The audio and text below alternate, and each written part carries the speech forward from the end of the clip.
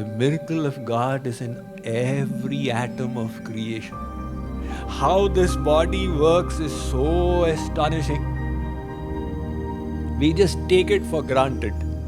Likewise, behind creation is that infinitely intelligent Creator.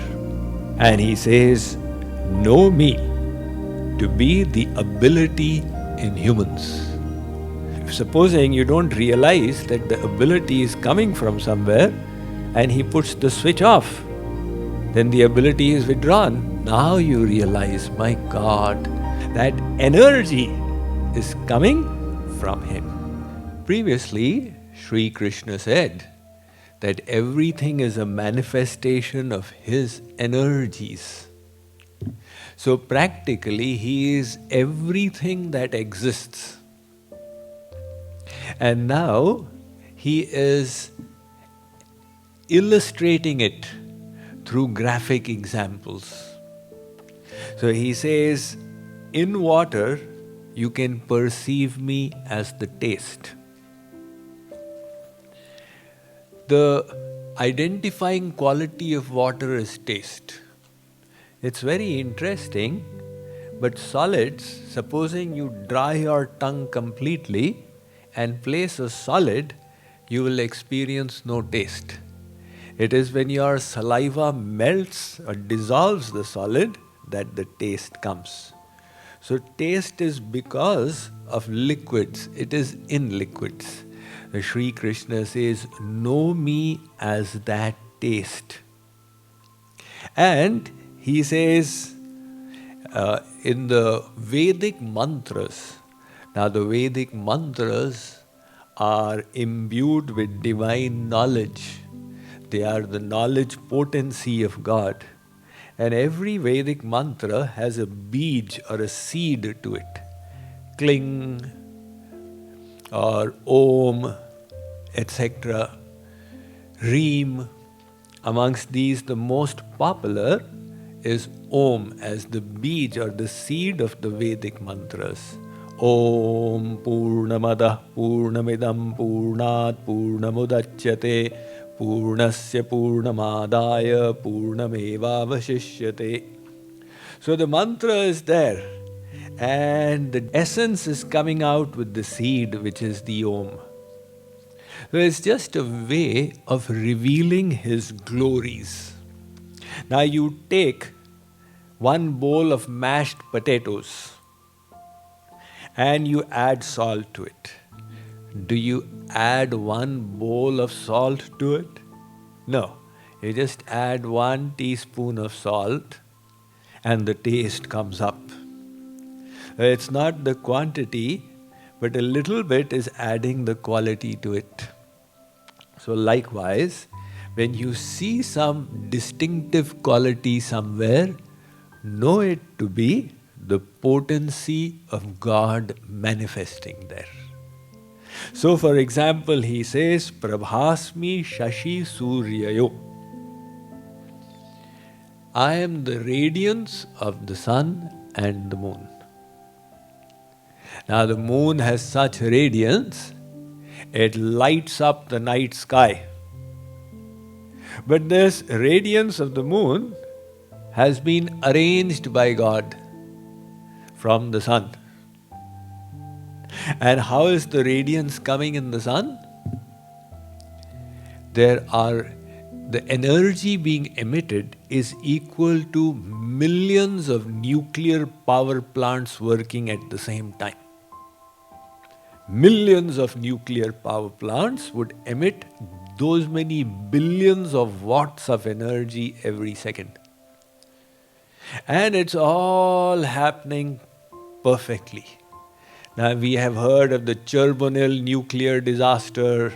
We've heard of the problems when the tsunami hit Japan and their nuclear plants got affected. And here it's going on since millions of years perfectly. How is that happening? So know that to be the glory of God manifesting. The miracle is taking place in every atom of creation. But we only need to open our eyes to see it. If we keep our eyes shut, we'll say it's just a big bang that created everything. One man, he was inspired to get a pet dog. So he went to the dog shop and he liked one dog and brought him home. Next day, he took his dog for a walk. And he had also learned that, you can, to give the dog a little thrill, you carry the ball and throw the ball and make the dog run and get it.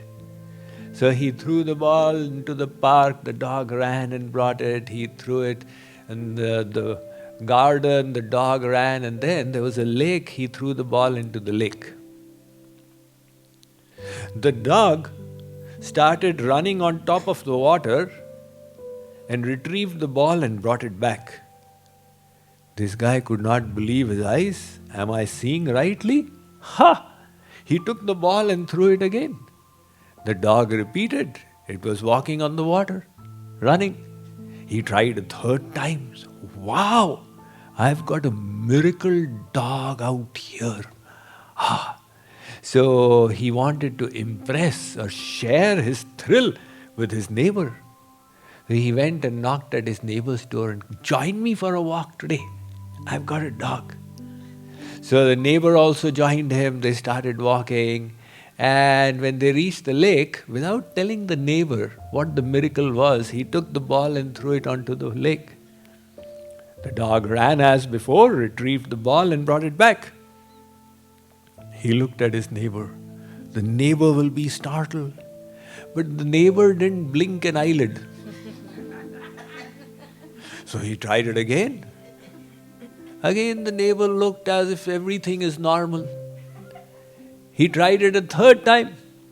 And finally, he could not control himself. He asked his neighbor, "Do you see this dog behaving a little strangely?"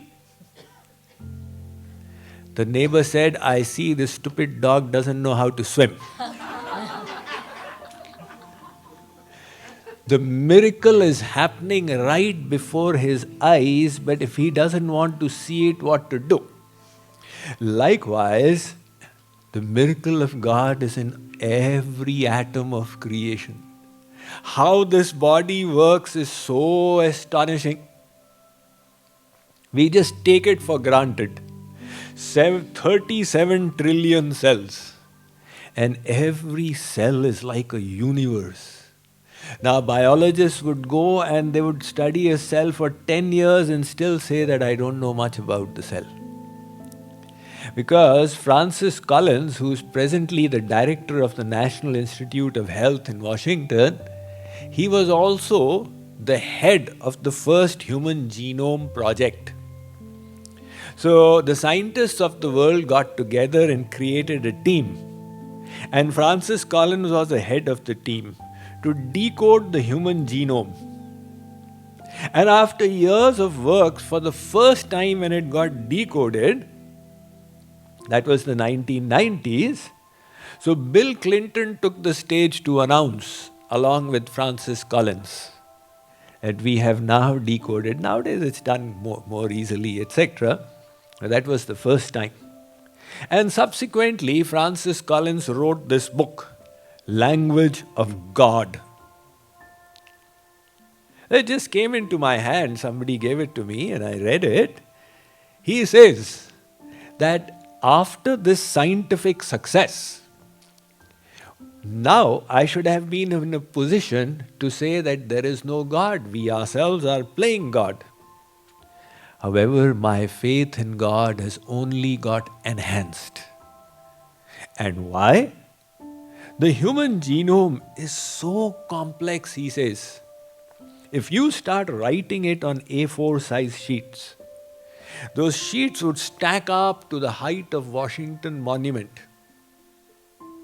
And if you start reading at the rate of 3 syllables in a second, you would keep on reading for 31 years to complete it. And it's all packed in one in each of your 37 trillion cells. And it's all packed up like this. Now if you stretch it, the estimate is it'll go to the sun and back 2 times. This is the complexity of this body. The best of scientists, they admit. Newton himself said at the end of his life that I was like a child playing with pebbles on the seashore while the whole undiscovered ocean lay in front of me. And how right future developments proved his statements to be. On the other hand, there's a whole body of scientists who just says that what we know is the absolute truth. There can be nothing beyond that. When I first started my discourses, preaching, dissemination of this knowledge, so I got into problems with my throat because I was speaking too loudly and the throat rebelled. So one satsangi took me, he said, this Nagpur Medical College, I was there at that time, their head of ENT, I know him and let me take you to him. So I went to him and he looked and he gave some tips. He said, you do this and you do that. And then I told him that, do you have a book that explains how this throat creates sound? He said, you are the first patient who has asked me this question. So he went and got out a big book and gave it to me. And I read the book. Now I'm talking of 35 years ago. So the book said that there are 2 theories of how these waves are created. One theory says that they are horizontal and the other says they are vertical. Now I am sure by now people may have come to know, but at that time they did not even know. So likewise, I ask doctors in any field, I ask an ophthalmologist, how much of the eye do you know? They say, Swamiji, at present we only know 4% of the eye. This is how complex this creation is. And this creation naturally hasn't come about by an accident. It is revealing the glory of its creator. If only we wish to use common sense. Now when people say, Swamiji, you were a man of science, how come you believe in God, such hocus pocus? I say, because I use my common sense. Now, this is only common sense.